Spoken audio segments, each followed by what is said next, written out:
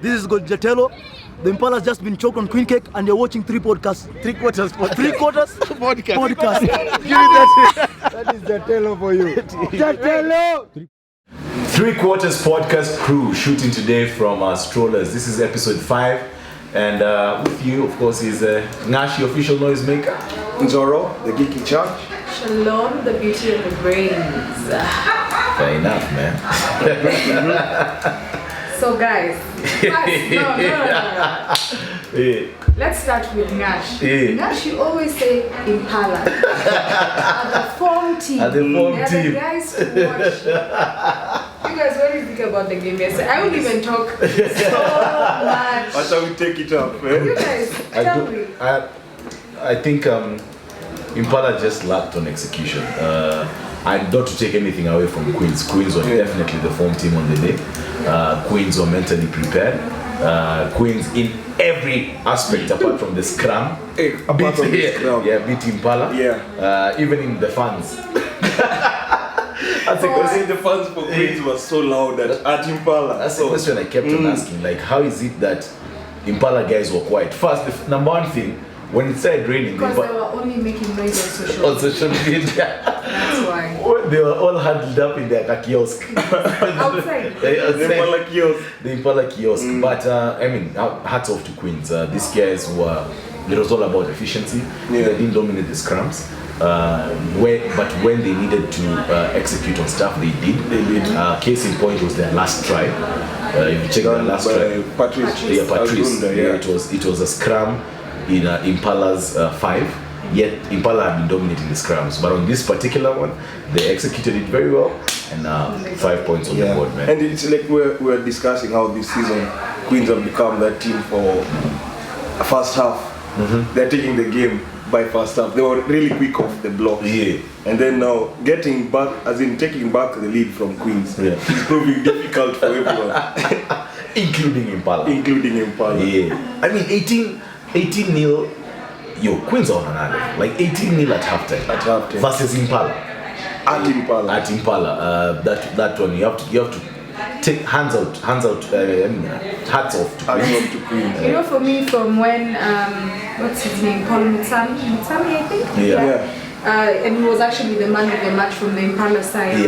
After his infringement and the first Keegan kick, I was like, I'm done. The whole week, I will not lie, I've been a bit jittery and having conversations with our guys, and I'm just like, I don't know. Like, we might just win. I'm not lying this time. Because I appreciate Impala and I appreciate the depth in their play, and we're not very different actually. In terms of style of play, and technical and everything. But the one place, and I want us guys to talk about it a bit, is the scrummaging. Man, we are missing. Okay,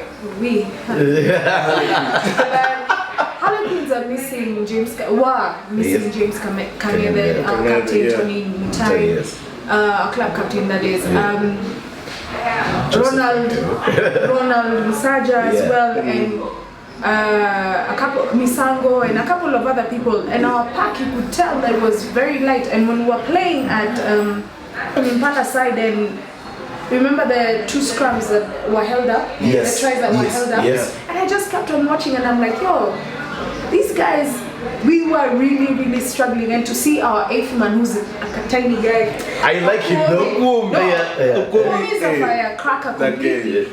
But then just to watch the gods of rugby being with us, because I don't know what was going on there, because their scrum was killing us. Wow. As in, there's a way that immediately on the engage, you could just see. Immediately the scrum was engaged. You could tell that the pressure was always on Queens. And they were pushing, they were contesting all scrums. Making, if Impala, if they decided to stick to their strengths and keep it within the park. I know when you have that advantage, you should push. May I think they should have kept it more with the park and try and force those strengths. I think they actually did that. They saw that weakness and they capitalized in it a lot, especially the first 20 minutes of the second half. And for me, I just missed NATO. Now, I was heading there. That is going to be my next question. really miss Neto because he, at the beginning of the game, he was kicking amazing kicks and then he just disappeared. He went off. For me, I say that this game, whoever was going to be the form 10 was going to carry this game between Iso and Neto. On this day it was Iso. But I don't want to take away from the fact that Impala are missing heavily. They're really missing Samuel Yech. They're really missing Ian Njire. Heavily. Yeah. Because you could tell in the back line, by the Impala fullback, whoever he is, I don't know. That guy needs a bucket. He was knocking them on. Number 2, Quinton Ongo.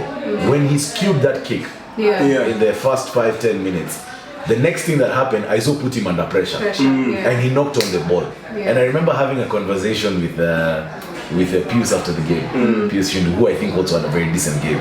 And he was telling me that had it been him, it should have been the same thing. Directly in front of post, you skew a kick. And these guys were off from there completely. Set the tone for the Impala's game. I also dictated play very well, so those guys were off from there. But you see, we watched both teams play. We watched Impala play Machine. Yes. Impala play Homeboyz, some of it. Yes. We've watched Impala play Nondies. Oh, Impala play Nondies. Yes. We've watched Quins play Homeboyz. We've watched Quins play Nondies. What were the big differences for you guys? Before I get in. Before you. I get into it. But what do you think were the big differences? Because these are the same teams. Yes. Obviously missing a couple of players here and there, but these are the same teams, same mental state, because they work together. And but then there was just something lacking. Now to answer that question, I'll quote this guy, Fred Oloz, who's the director of rugby at Impala. He said that big matches are about big moments, key moments. And Quins seemed more ready mentally than Impala. So they took their chances. It was a game of moments and Quins were quick on capitalizing on the moments that they got. Derbies across the sporting world are all about who's formed mentally on the day. It's never about your form over the last couple of games, it's who's formed on that day. And on this day, Impala were the ones who are formed. It's very good to see. Quins, you mean? Sorry, Quins, I beg your pardon, Quins on form. It's very good to see that on the back of the loss they had at Fladis. It's very good to see that on Kenya Cup semi-final loss from last season. So you can see that Quins are mentally fit, and that's why they played this game. I guess from here we go to results. Results. So I'm waiting for one specific one. I can't wait. Very easy. There was Kabras KCB. 15-15. Wow. Imagine. So Kabras haven't yet broken that jinx they have against KCB. They've always been suffering against KCB, but at least they came up with a draw. So kudos to them. Again, it was quite a tough game. Was intense. I was waiting for it to rain. Then Kabras win. But it's good for Kakamega and Bua. But allow me to do this. Shout out to Katlo. Katlo is back on the team. After his injury at Floodlights. So it's good that they have their captain back. And we had the Bulls versus Nakuru. Nakuru took that one 41-10. Then there was Mwamba Machine. Hey, Machine man. But do you know at halftime what the score was? I think it started raining and Mwamba are known for playing in the rain. Kabras. Studying. Kabras-esque. They were, I think by the 30th minute, there were 8-7. Machine. Imagine. Wow. Then they kicked on. I don't even know. So that game ended 51-8. What? The scores were. Mwamba. Mwamba bana. Then there was Blad, Homeboyz took it 43-11. Then Strathmore is 40-10. So that's it. Just repeat it.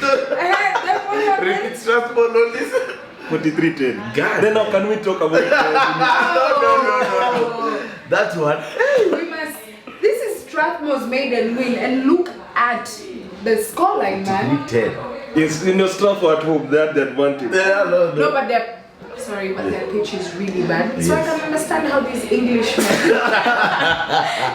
Anyway, Moving on swiftly to the match day 6, which is going to be Saturday 10th December. The fixtures. We have Strathmore versus Menengai Cream Homeboyz. Then we have Blad versus Kenya Quins. Yeah. Then we have Nondies versus Impala. We have KCB versus Western Bulls. And wait, pause. And the Impala is coming injured, eh? Yes, the Impala is coming injured. Yes. They're wounded. They're wounded Impala. Nondies, but I will prepare for that game. Then we have a Ning Machine versus Kabras. And then we have our feature game of the week, which is going to be at Railway Club. Mwamba versus Top Fry Nakuru.